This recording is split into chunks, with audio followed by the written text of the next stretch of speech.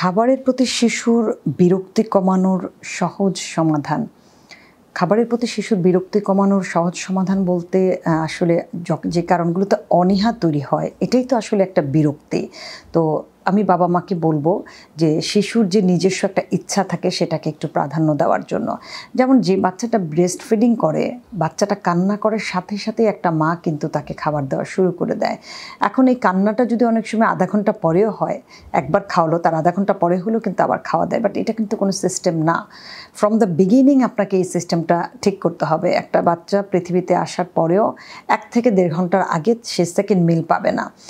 একদম ডিফারেন্ট কেসগুলো আলাদা। নর্মাল বাচ্চার কথা বলছি যে আপনি জন্ম হওয়ার পরে সারাদিন মিলে বাচ্চাকে 8 থেকে 10 বার সর্বোচ্চ 12 বার সে খাবার খাবে। সো এটাও কিন্তু দেখেন 1.5 থেকে 2 ঘন্টা।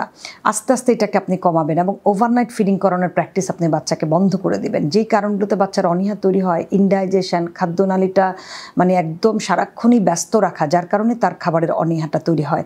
সো সহজ সমাধান হলো খাবারে একটা নির্দিষ্ট গ্যাপ দেওয়া এবং ওয়েট করা বাচ্চা খাবারের জন্য আসলে কী করছে সেটা 2 ঘন্টা হতে পারে, 3 ঘন্টা হতে পারে, কারো ক্ষেত্রে 4 ঘন্টা, কারো ক্ষেত্রে 5 ঘন্টা। বাচ্চা খাচ্ছে না দেখে কিন্তু আমরা ফিডারে করেও বাচ্চাকে খাবার ঘুমের মধ্যে দিচ্ছি। বাবা মা বলছে যে সজাগ হলে খায় না, ঘুমালে খায়। ঘুমানো খাওয়ানোর প্র্যাকটিসটা আসলে বাবা মাই করেছেন। বাচ্চা যখন ঘুমের মধ্যে খাবে তখন সে 5-6 ঘন্টাই কিন্তু ঘুমাবে, পেট ভরা সে আর উঠবে না। এটা অনেক বাবা মা বোঝে না। সো এই প্র্যাকটিসও বন্ধ করবেন। এতে বাচ্চার উপকারের চেয়ে অপকার হয় বেশি, যে ইনডাইজেশন তৈরি হয়, পেটে প্রচণ্ড গ্যাস জমে যায় ঘুমে খাওয়ার মাধ্যমে।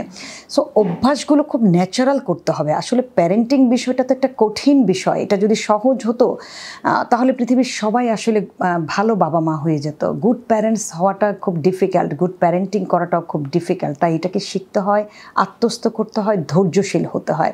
সো বাচ্চার যে অনীহাগুলো খুব সহজেই আমরা দূর করতে পারি যদি আমাদের মেন্টাল হেলথ ভালো থাকে। আমি বাবা মার কথা বলছি। বাচ্চাদের অনীহা শুরু হয় বাবা মার কারণে। বাবা মা ফোর্স করে, বাটিতে যতটুকু নেয় পুরোটাই তাকে খেতে হবে এবং টাইম মতো 2 ঘন্টার মধ্যে খেতে হবে। একদিনও ডিম মিস করা যাবে না, একদিনও কলা মিস করা যাবে না, বা সবই খেয়েছে ভাতটা খায়নি, ভাতও খেতে হবে। এই কারণগুলি কিন্তু বাচ্চা অনীহা তৈরি হয়।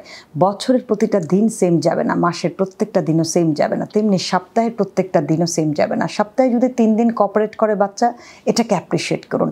আপনার বাচ্চার প্রত্যেকটা কাজকে আপনি অ্যাপ্রিসিয়েট করুন। যতটুকু খাচ্ছে অ্যাপ্রিসিয়েট করুন, তালি দেন, হ্যাপি থাকেন। কিন্তু আপনি যখন রেগে যান, বাচ্চাকে অ্যাটাক করেন মুখে অথবা হাতে, সেটা আপনার বাচ্চার জন্য অনীহার আরও অনেক বেশি কারণ।